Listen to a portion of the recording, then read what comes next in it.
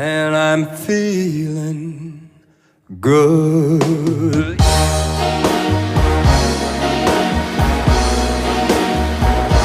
Hi guys, welcome to my channel.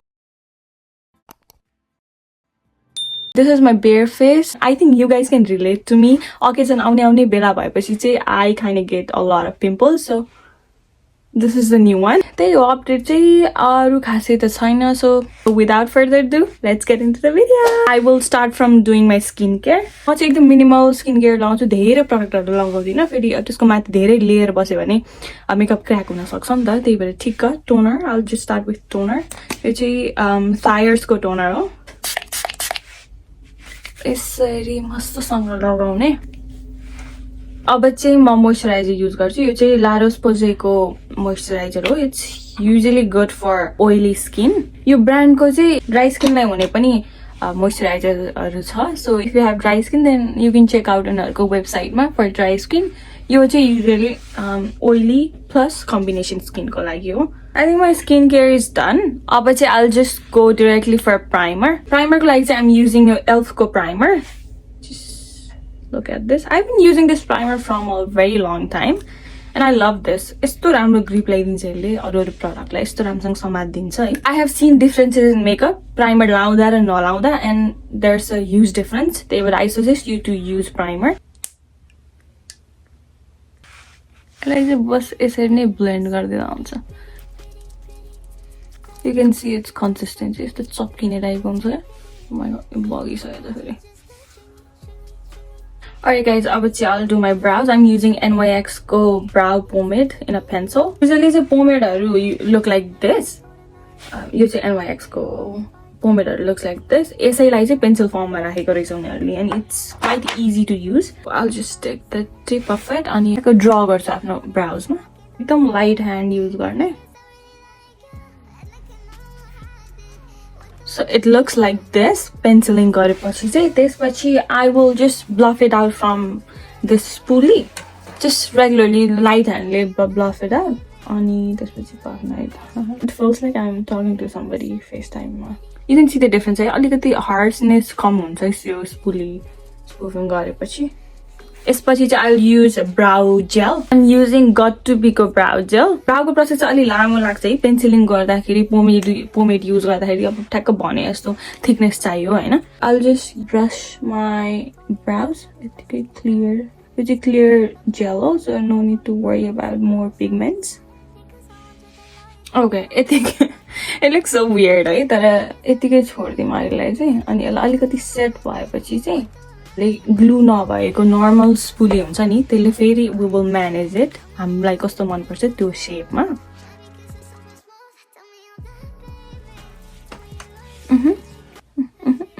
Now I will use a eye primer or eye base. It's from Gerard or Gerard. GC all brand. I'm going to use this type of flat brush. I'll use your primer. I'll try to carve my brows with this, eh?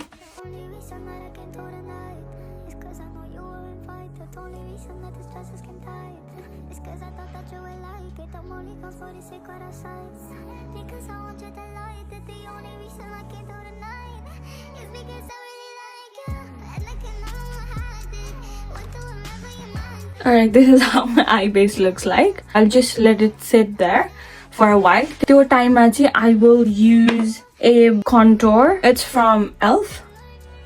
So I'm gonna use यो चाहिँ मेरो यता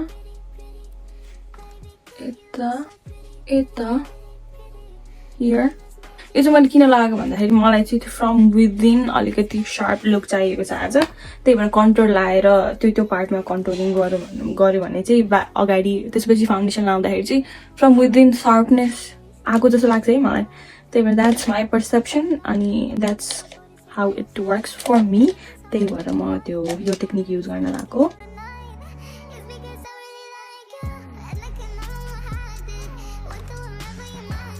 यो भएपछि चाहिँ I'm gonna use a beauty blender and I'll just stamp it on my eyes covers to blend this. अब चाहिँ I'll do my eye makeup. त्यसको लागि चाहिँ I'm gonna take a tape. यस्तो खालको tape 2 piece मा काट्छु म यसलाई. अनि त्यसपछि यसलाई चाहिँ म यसरी आँखामा राखिदिन्छु. I'm gonna take this palette from Too Faced.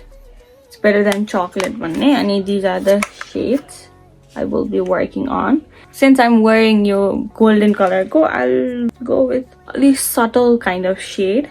I'll take a clean brush. त्यसपछि I will use your buttercream भन्ने shade अनि block it out.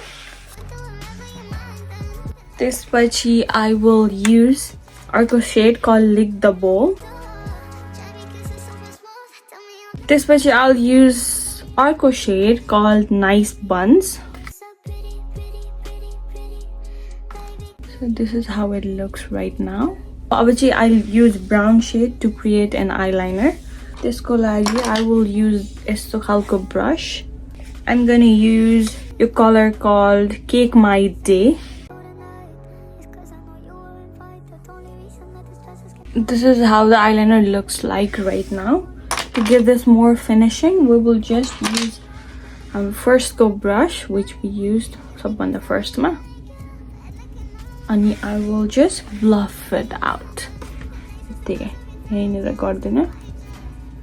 I'll just bluff it out. Sorry.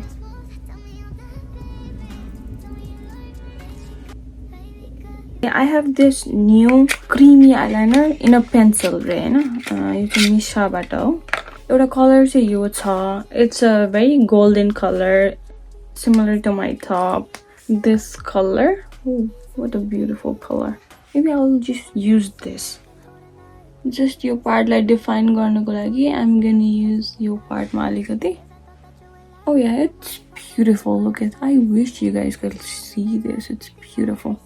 But I will remove the tape.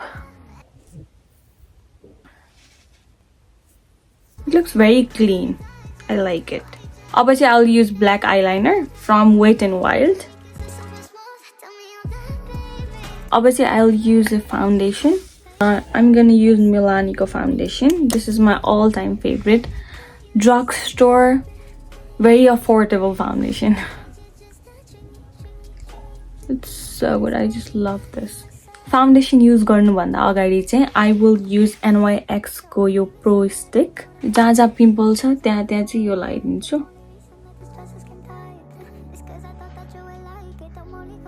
Okay. पुरा टाटे पाटे देखे हैन. अब चाहिँ I will just blend यतिकै सँगसँगै blend गरिदिन्छु.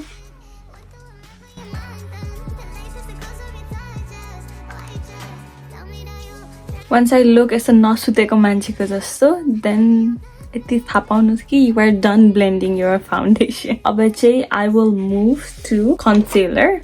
I'm using NYX को concealer. This is how it looks like. यसमा चाहिँ अलिकति twist छ. As you can see, मेरो foundation र मेरो eyes को यो under eyes को color match गर्दैन हैन. त्यही भएर I'm gonna use यो ELF को color corrector in peach color. तपाईहरु पनि मेरो शेड को हुनुहुन्छ भने चाहिँ peach color would be good for you to color correct. So I'm going to use a blend of concealer and color corrector. First ma चाहिँ I'm going to use color corrector यतापट्टि. तपाईको चाहिँ lead मा पनि अलि colour correction चाहिन्छ, अलि pigmentation धेरै छ भने चाहिँ you can use लिड मा पनि. अब यसलाई ब्लेन्ड गर्दियौं. अब चाहिँ I will use concealer त्यसको माथि.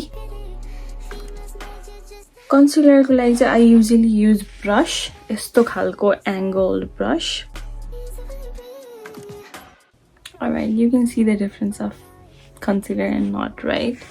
अब चाहिँ I'll use a powder, not a setting powder. I'm going to use a loose powder. Face set गर्ने हो भने चाहिँ Charlotte Tilbury को setting powder is the best, the OG. But bake गर्ने हो भने चाहिँ I've been loving this I don't remember the name of this powder, but I'll just show a picture. Yo wala brand ko powder is the OG, is the best. I've been using this powder for almost more than 4 years. It's not pricey at all. It's just like around $10 or something.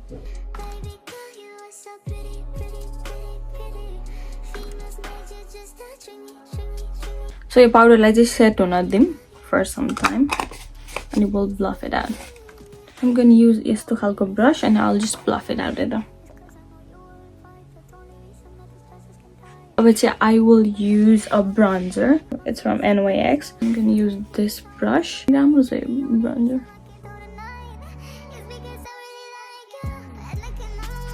I will use blush, my favorite part. I'm gonna use Milani ko blush. Yesto khalko brush liera. Kati राम्रो छ यो shade. Oh my god, I'm obsessed. यतापट्टि check. लगाउने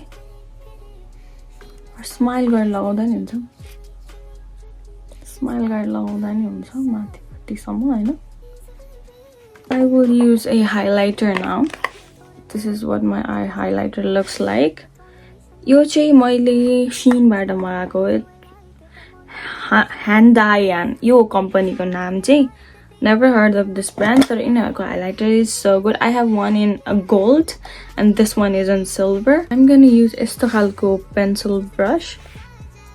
चाहिँ inner corner मा जान्छु म पहिला चाहिँ अब चाहिँ यो eyebrow छ नि त्यसको end मा लगाउने यतापट्टि पुरै पनि हैन तपाईलाई यहाँनिर लगाउनु मन छ भने पनि लगाउँदा हुन्छ just to highlight that point अनि nose मा especially यो एकदम यसको pointy part मा लगाउँदा हुन्छ त्यसपछि चाहिँ I have अलिकति indent यहाँ चाहिँ यो nose को आफ्नो nose अनुसारले वर्क गर्नुस् यहाँ चाहिँ मेरो पर्छ पर जस्तो निशान त्यही भएर I'll just more highlight त्यो part के म चाहिँ मेकअप गरेर आफ्नो फिचरहरु लुकाउने भन्दा पनि I just want to highlight some फिचरहरु राम्रोसँग So let me give you guys some tea है जस्तै हामीले के भन्छ राम्रो खालको कन्सिलरले चाहिँ हाम्रो क्रिज बस्दैन त्यही भएर राम्रो खालको महँगो खालको युज गर्ने भन्ने यस्तो कुरा हुन्छ नि त हैन तर I don't agree with this. I have used महँगो खालको कन्सिलरहरु पनि तर मेरो यो क्रिजिङ चाहिँ हुन्छ because and I love it है because यो क्रिजिङ किन हुन्छ नि it's my natural, it's how my eyes rest नि त त्यही भएर I cannot change it. अब आँखा कसरी चेन्ज गर्नु रेस्ट नगर्नुलाई हैन यसको नेचुरल ठाउँमा So what I do is so यो चाहिँ मैले doing makeup बाट doing makeup बाट रेफरेन्स लिएको doing makeup भनेको चाहिँ चाइनिज मेकअप हो केही दिन अगाडि चाहिँ टिकटक मा एकदम फेमस भएको थियो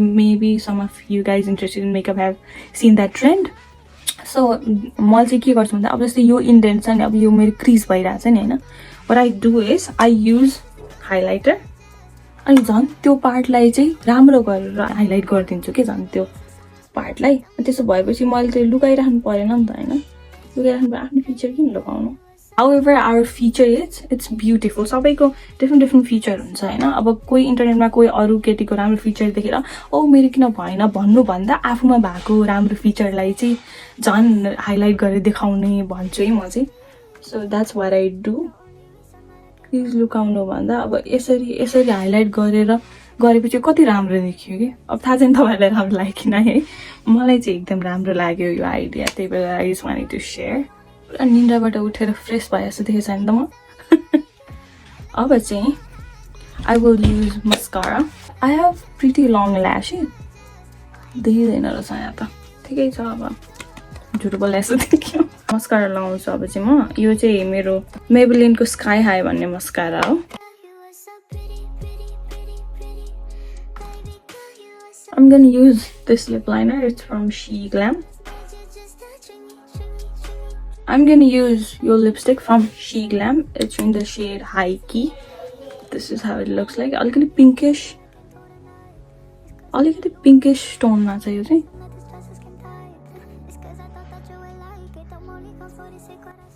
Ani, this is what the overall looks like. I think I did pretty good. I will set the whole makeup with the setting spray from L'Oreal. Takes kind of a long time. Your life is just a kadak feel on the face, I know. This is the final look. This was the makeup look for today, guys. I hope you guys liked it. If you did, make sure to hit the like button and subscribe to my channel. Till next time, bye bye.